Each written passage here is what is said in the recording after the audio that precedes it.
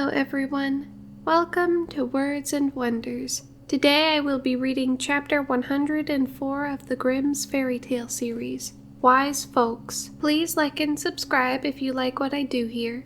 Now, let's begin.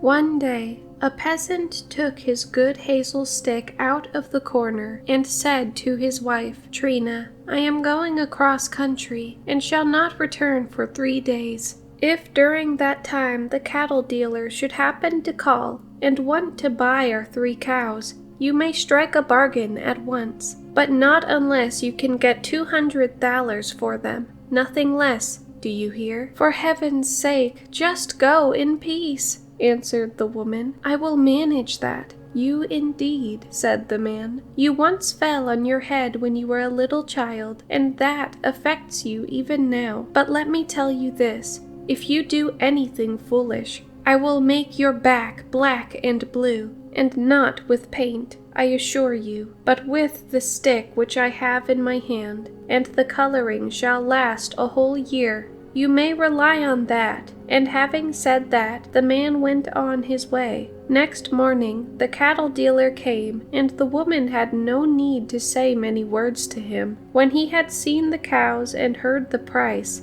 he said, I am quite willing to give that, honestly speaking. They are worth it. I will take the beasts away with me at once. He unfastened their chains and drove them out of the byre. But just as he was going out of the yard door, the woman clutched him by the sleeve and said, You must give me the 200 thalers now, or I cannot let the cows go. True, answered the man, but I have forgotten to buckle on my money belt. Have no fear, however, you shall have security for my paying. I will take 2 cows with me and leave 1, and then you will have a good pledge. The woman saw the force of this, and let the man go away with the cows, and thought to herself, How pleased Hans will be when he finds how cleverly I have managed it. The peasant came home on the 3rd day, as he had said he would, and at once inquired if the cows were sold. Yes, indeed, dear Hans, answered the woman, and as you said,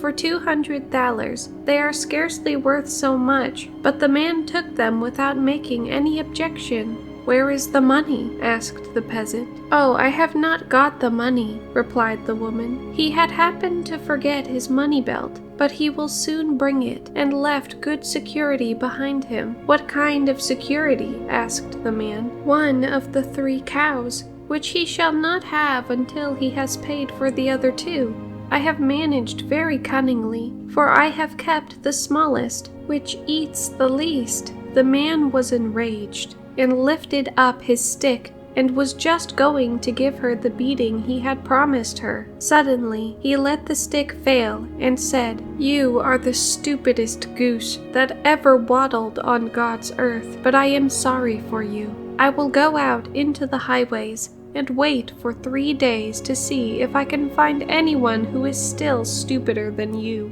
If I succeed in doing so, you shall go scot-free, but if I do not find him, you shall receive your well-deserved reward, without any discount. He went out into the great highways, sat down on a stone, and waited for what would happen. Then he saw a peasant's wagon coming towards him, and a woman was standing upright in the middle of it, instead of sitting on the bundle of straw which was lying beside her, or walking near the oxen and leading them. The man thought to himself, That is certainly one of the kind I am in search of, and jumped up and ran backwards and forwards in front of the wagon, like one who is not very wise. What do you want, my friend? Said the woman to him. I don't know you. Where do you come from? I have fallen from heaven, replied the man, and don't know how to get back again. Couldn't you drive me up? No, said the woman. I don't know the way, but if you come from heaven, you can surely tell me how my husband, who has been there these 3 years, is. "You must have seen him." "Oh yes, I have seen him, but all men can't get on well. He keeps sheep, and the sheep give him a great deal to do. They run up the mountains and lose their way in the wilderness, and he has to run after them and drive them together again. His clothes are all torn to pieces too, and will soon fall off his body. There is no tailor there, for St. Peter won't let any of them in, as you know by the story." "Who would have thought it?" cried the woman. "I tell you what, I will fetch his Sunday coat, which is still hanging at home in the cupboard. He can wear that and look respectable. You will be so kind as to take it with you." "That won't do very well," answered the peasant. "People are not allowed to take clothes into heaven. They are taken away from one at the gate." "Then hark you," said the woman. "I sold my fine wheat yesterday and got a good lot of money for it. I will send that to him. If you hide the purse in your pocket, no one will know that you have it. If you can't manage it any other way," said the peasant, "I will do you that favor. Just sit still where you are," said she, "and I will drive home and fetch the purse. I shall soon be back again. I do not sit down on the bundle of straw, but stand in the wagon, because it makes it lighter for the cattle." She drove her oxen away, and the peasant thought, "That woman has a perfect talent for folly. If she really brings the money, my wife may think herself fortunate, for she will get no beating." It was not long before she came in a great hurry with the money, and with her own hands put it in his pocket. Before she went away, she thanked him again 1,000 times for his courtesy. When the woman got home again, she found her son, who had come in from the field. She told him what unlooked-for things had befallen her, and then added, "I am truly delighted at having found an opportunity of sending something to my poor husband. Who would ever have imagined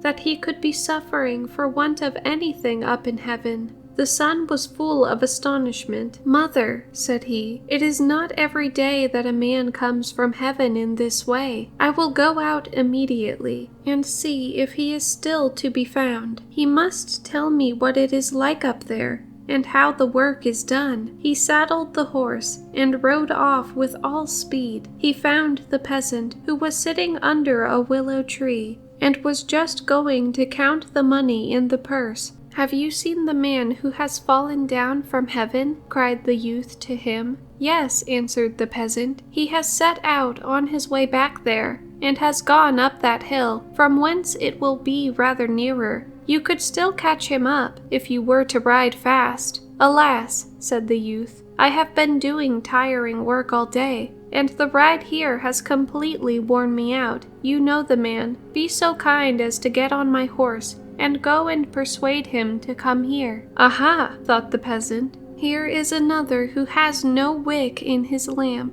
Why should I not do you this favor?" said he, and mounted the horse and rode off in a quick trot. The youth remained sitting there till night fell, but the peasant never came back. The man from heaven must certainly have been in a great hurry, and would not turn back, thought he, and the peasant has no doubt given him the horse to take to my father. He went home and told his mother what had happened, and that he had sent his father the horse so that he might not have to be always running about. "Thou hast done well," answered she. "Thy legs are younger than his, and thou canst go on foot." When the peasant got home, he put the horse in the stable beside the cow, which he had as a pledge, and then went to his wife and said, "Trina, as your luck would have it, I have found two who are still sillier fools than you. This time you escape without a beating. I will store it up for another occasion."